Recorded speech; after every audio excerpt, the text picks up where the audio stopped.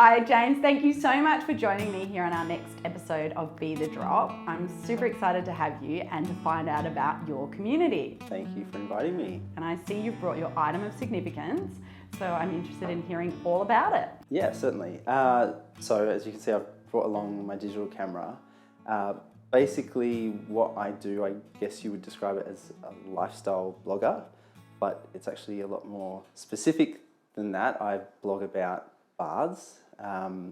So I guess my role as a blogger is a storyteller, and they say that a picture tells 1,000 words. So I take my camera with me wherever I go. Obviously that is what I use to share my journey and my stories and things like that. So I really rely on the visual aspect of having the camera to be able to share what I've been doing, where I've been going, what I've been using and things like that.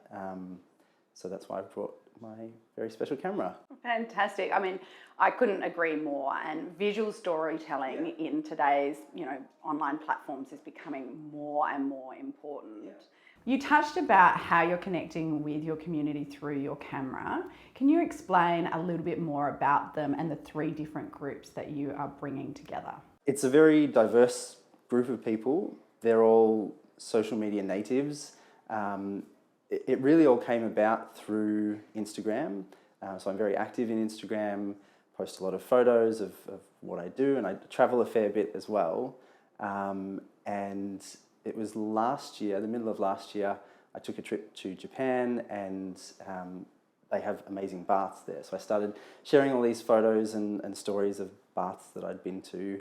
And without even realizing it, I started getting a lot of interest from different people, sort of asking for recommendations of, Melbourne has a bathhouse, have you been to that one? What do you make of it?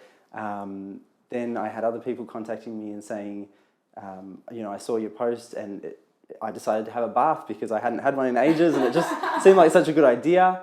And so out of nowhere, I had this reputation as someone who was an expert on bathing.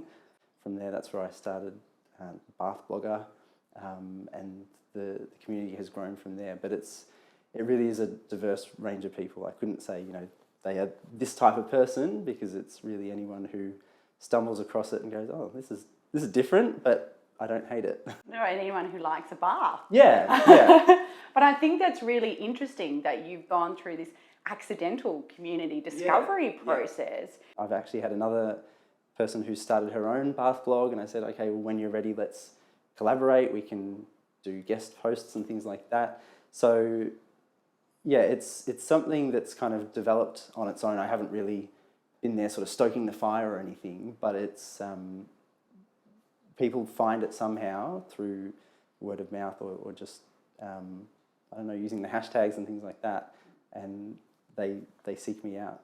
So very organic growth. Definitely. Yeah. Yeah.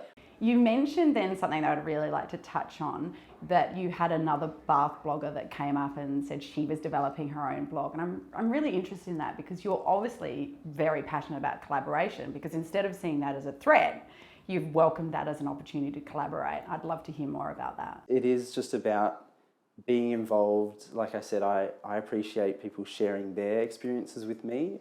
I get as much out of it as they do with me, saying, oh, this is what I've done today and things like that.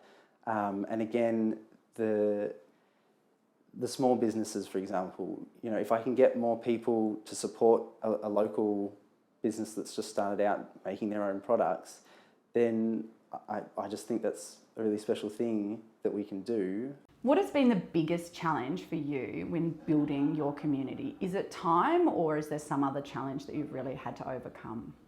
Being able to put everything else aside for an hour just to sit and write is probably the most challenging part.